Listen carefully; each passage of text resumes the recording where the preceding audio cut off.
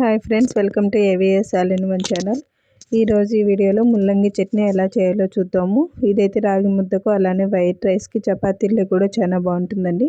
కావాల్సిన items onion, tomato, ముల్లంగి, పచ్చిమిర్చి, అలానే వెల్లుల్లి. ఇక్కడైతే కొంచెం అంతా పచ్చి కొబ్బరి తీసుకుని పెట్టుకున్నాను నేను.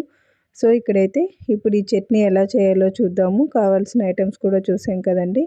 సో ఇప్పుడు కొంచెం కొత్తిమీర తీసుకున్నాను, ఇది కూడా తరుక్కొని పక్క పెట్టుకున్నాను. అలానే ఇక్కడ నేను ముల్లంగి అనేది చాలా చిన్న క్యూబ్స్ లాగా కట్ చేసుకోండి, ఎందుకంటే వేయించేకి బాగుంటుంది, అలానే తొందరగా వేగుతుంది. కాబట్టి ముందుగానే కొంచెం చిన్నగా అనేది కట్ చేసుకొని పెట్టుకోవాలి. మనము ఇక్కడ ఒక ప్యాన్ పెట్టుకొని అందులోకి ఆయిల్ వేసుకోవాలి.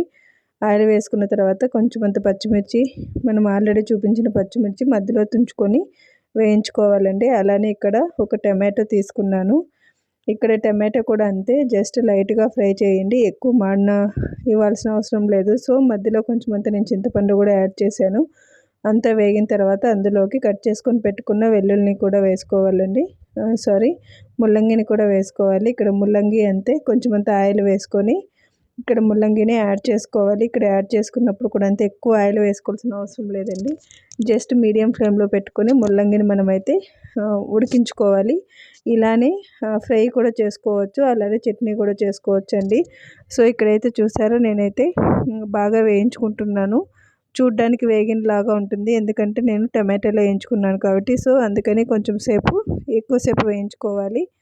ఆల్రెడీ కొబ్బరి చూపించాను కదా, అందులోకి కొంచెం అంతా శనగపప్పు అలానే సాల్ట్ కూడా వేసుకొని ముందుగా వేయించుకొని పెట్టుకున్న టమాటో, పచ్చిమిర్చి, అలానే వెల్లుల్లి కూడా వేసుకోవాలి. ఇక్కడ మీకు కావాలంటే శనగగింజలు కూడా వేసుకోవచ్చండి. సో ఇక్కడైతే నేను అన్నీ వేసుకొని మిక్సీ అయితే పట్టుకుంటున్నాను.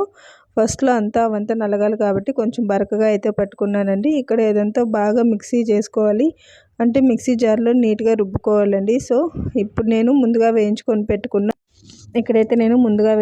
పెట్టుకున్న ముల్లంగిని అయితే వేసుకుంటున్నానండి.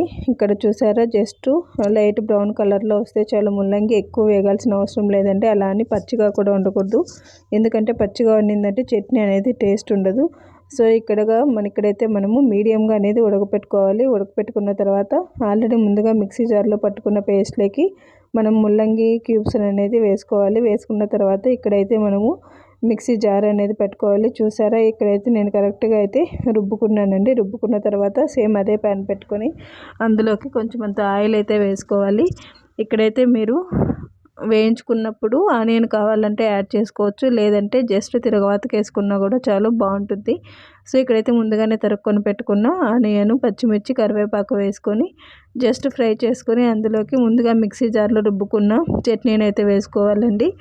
ఇదైతే జస్ట్ రోటి పచ్చళ్ళలాగా ఉంటుంది. అన్నీ ఒకటేసారి వేసుకొని మిక్సీ చేయకుండా ఇలా 1 by 1 వేసుకున్నామంటే మనకు టేస్ట్ కూడా చాలా బాగుంటుందండి. 2 days అయినా కూడా ఉంటుంది. సో ఈ చట్నీ అనేది డైజెషన్కి చాలా మంచిది, గ్యాస్ట్రిక్ ఉన్న వాళ్ళు కూడా తినొచ్చు.